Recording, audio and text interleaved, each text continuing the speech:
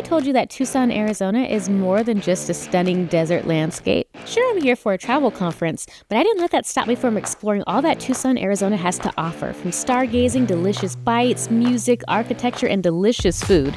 Let's explore why this underrated city might just be your next travel destination. Our journey starts at BWI Airport in Maryland. If you're coming from the East Coast like I am, more than likely you'll have a layover. Mine was in Dallas, where I boarded the plane, and after a quick couple of hours, I landed in Tucson's International Airport. What I love about the airport is the signage is so easy to follow, and there's a designated area for rideshare services, as well as hotel pickups and taxi cabs, all located right across the street from the terminal. After summoning a lift, I was able to see some of the beautiful desert and mountain landscapes that Tucson, Arizona has to offer. You can also take a bus, which will take around an hour and a half to get to downtown Tucson. But for now, let me check into the DoubleTree by Hilton right at the convention center, and then I'll catch you up to speed about what we're doing here, why we're doing it, and all the fun we'll have discovering downtown Tucson, Arizona. Yeah, so I'm in Tucson, Arizona, and let me explain to you just a little bit about what TravelCon is and what I'm doing here. TravelCon is an event for content creators who want to monetize their skills, level up their business game, and even maybe go pro. This is my third year at TravelCon, and I'm here to personally level up my skills as a content creator. I want to create better content for you all so that you can plan well, have fun, and travel the world with confidence. That's really what I want for you all and for anyone who watches my channel. I'm going to show you the highlights of TravelCon as well as Tucson, Arizona. One of the things that I want to mention right off the bat, there are a couple forms of public transportation here. There's a bus, there's a tram, and it is free, y'all. I have never been to a city in the United States with free public transportation, so I can't wait to try that out. Our hotel is right next to the convention center. Matter of fact, it is attached to the convention center, so it'll be nice to just wake up, bam, I'm already at the conference. So far, Tucson's got a pretty warm vibe. The people have been really friendly and really down to earth. I enjoy the desert landscapes. You've got these like cacti and these cool desert plants and flowers. And in the background, you have this beautiful mountainscape. So I have to get to our next activity, and let me show you a quick room tour of what I got going on at the DoubleTree. Our front door, as soon as you walk in, we've got the bathroom here. Pretty good. Toilet there. Shower here. And then to the right, you have a bench with full-on massive closet here.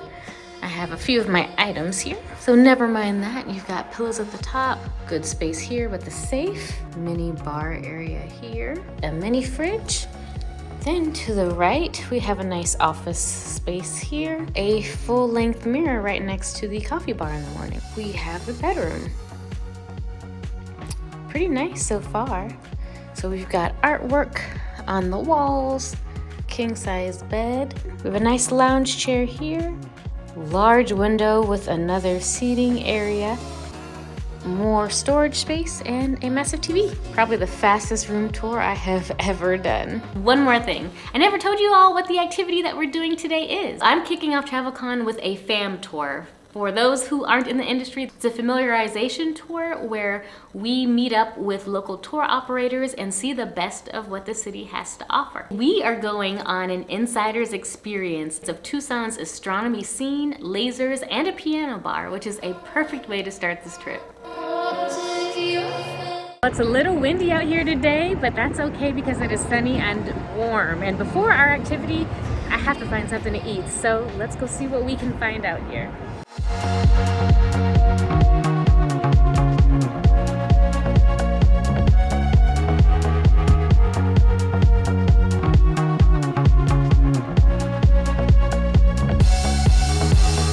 The food was pretty all right, you know, not bad at all. It was priced well. Some of the things could use a little bit more seasoning, like the refried beans, and the al pastor I didn't get that like pineapple-y taste that I was looking for, but overall it was pretty good. Would I eat there again? Probably so. Now it's time for me to check in, and then we will be on with our activity. Check-in was a breeze, and I also ran into Mark Walters of Walters World. I was so excited. Then I met Nick. He's the head of marketing at Flandreau Planetarium and is our guide to the stars for this evening. But first we have to take the Sunlink to get there. Cool is that there are facts on the side of this streetcar. Influences from elsewhere. Interesting.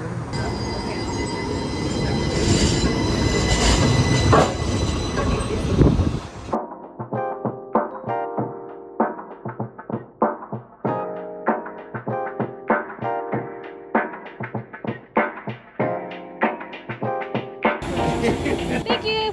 Tucson is one of the best stargazing cities in the United States, thanks to its low light pollution. It's an incredible experience that we couldn't go to today because it was cloudy, but we were able to visit Flandreau Science Center and Planetarium. It just so happened to be date night where adults can have fun at the planetarium too. We first stopped by Undersea Discovery, where we got to see all kinds of marine animals up close and personal, while our host Tommy shared all kinds of fascinating facts about the creatures that we were interacting with.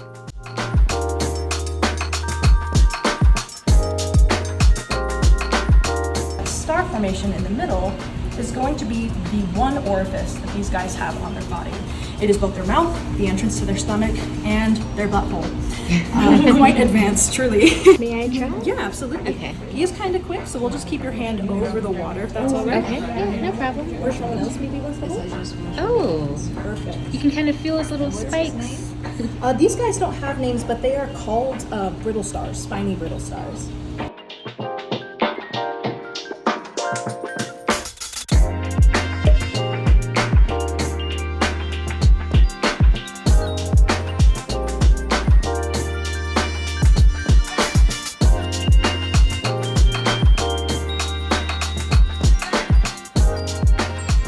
Continuing on, we were able to see Tucson Sky and Beyond, a wonderful presentation about the planets, the constellations, and some fun facts about our whole solar system and our place in it. The presentation changes, so you'll never hear the same thing twice, but it was so cool to sit in the dome and see all of the beautiful stars.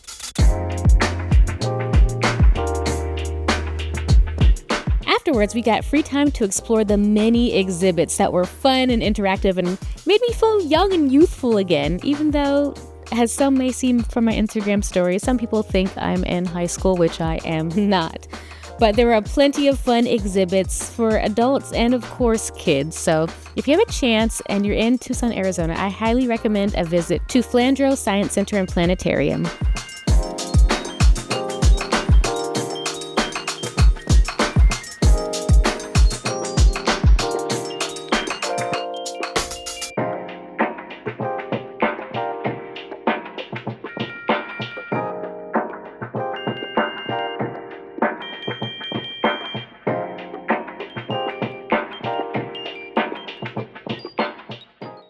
We're gonna try to drive this thing. Let's see how it goes.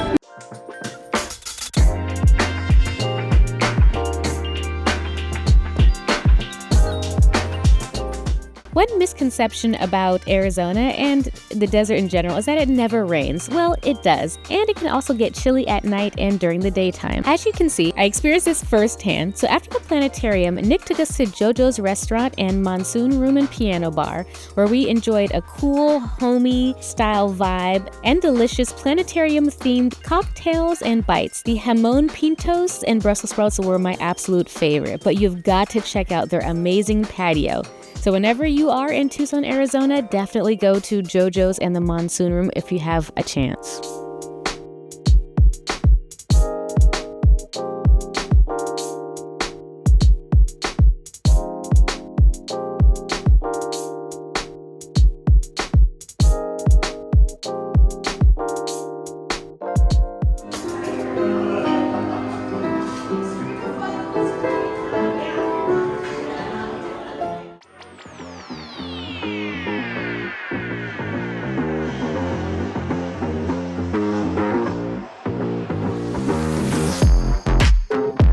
Beans, maize, beans, and squash. The three sisters been harvested here for 4,000 years.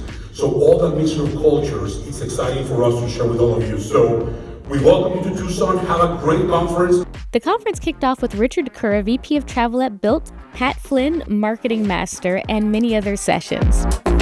At After a full day, it was time for lunch at Cocina Mexicana Taco Truck. I had birria tacos, rice, beans. It was delicious. Then I headed into more sessions with the Wandering Smileys, the adventures of Matt and Nat, met new friends, and talked travel all day long. It was phenomenal. But that meant that we had more to discover in Tucson later this evening.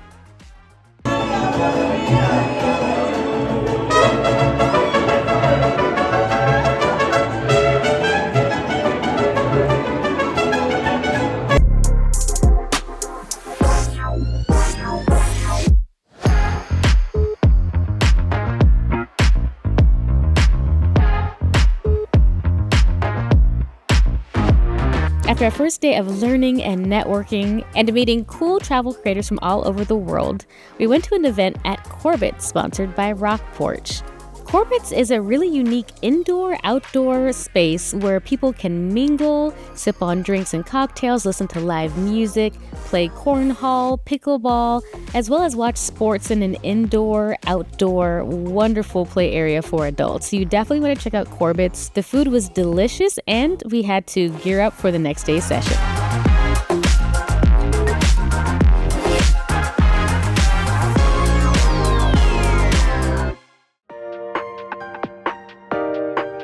One of the things I love about Tucson is the mountain views. You just see this gorgeous, look at that. You just see this gorgeous mountain view in the background. It's so picturesque. I really enjoy it, but I gotta get to a dinner, so let's go. Our dinner club and I dined at Charo's Steak. El Charo is a well-known establishment, having been in Tucson, Arizona since the 1920s, and their steak is divine and one of the top-rated in the area. And did you also know that Tucson is a UNESCO World Heritage designated site for gastronomy? Yeah, and the food definitely matched that designation, as I'll show you all throughout this video. At the filet mignon, there is a delicious lobster dish, a Southwest steak, trout, and enchiladas. Everything was delicious.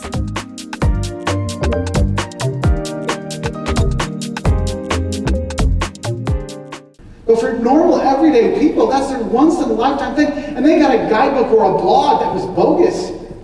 Think about it. It's a 10-day vacation. This blog makes it seem like you need 3 days there. 30% of your once-in-a-lifetime vacation is thrown away. That wasn't right. And from that moment on, I said, I'm going to make honest content to help these people out. The conference may be winding down on day 3, but my culinary journey throughout Tucson has not.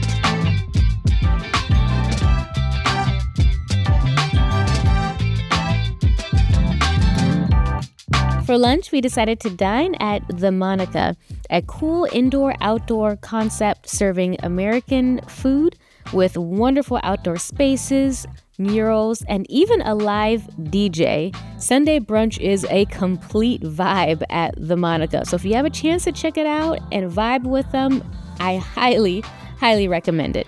And in Tucson, you'll also see that payment is through QR codes. So it was easy to scan, enjoy the music, and feast on this delicious, delicious meal.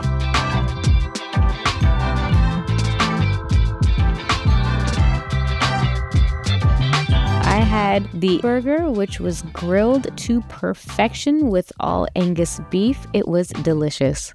On our walk back, we stopped by St. Augustine's Cathedral, which was founded in 1776, before Arizona even became a state. The iconic church blends Spanish Baroque and Mexican influences and has been here for generations.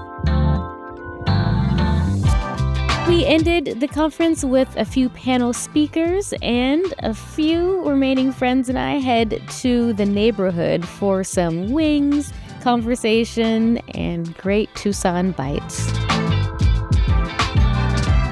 TravelCon was such a great conference, and I can't wait to see where we're going to be in 2026. But for now, I'm going to call it a day and rest up for tomorrow's culinary adventure.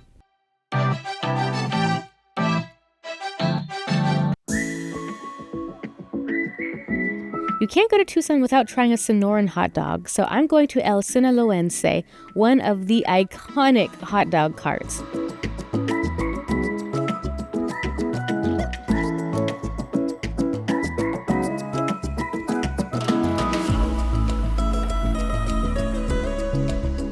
And if you've never heard of a Sonoran hot dog, it is a hot dog wrapped in bacon with tomatoes, salsa, charred peppers on a soft yet crisp bun with beans. It may not sound the best, but it definitely was delicious. The beans added a sweet flavor, and the hot dog wrapped in bacon gave it a bit of a salty taste. Then I had to go to El Charro. El Charro is the oldest Mexican restaurant in Tucson, being founded in 1922. And El Charro was said to be the birthplace of chimichangas. While waiting, you could also have a drink in the bar, but I am here for two things: carne seca and chimichangas. Carne seca is a deliciously grand portion of steak, marinated Angus beef, dried in the Sonoran desert sun, shredded and grilled with roasted green chile, tomatoes, and onions, served with your choice of sauce should you choose to accept. But while there, I had to merge the two together and get a carne seca chimichanga. I washed it down with chips, salsa, and a prickly pear cactus beverage, which is a sweet and tangy beverage made of the prickly pear cactus.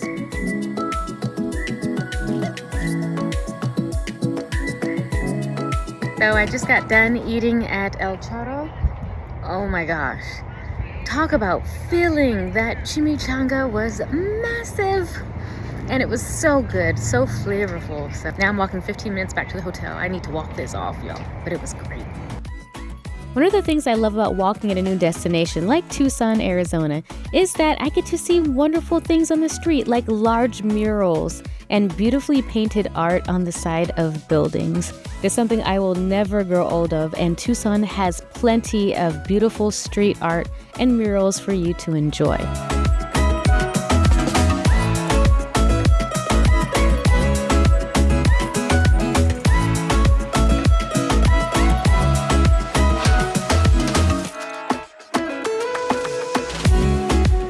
On my way back, I also stumbled upon the historic and colorful Pima County Courthouse, which also happened to be the site of various movies, like the 1976 version of A Star is Born, featuring Barbra Streisand and Chris Christopherson.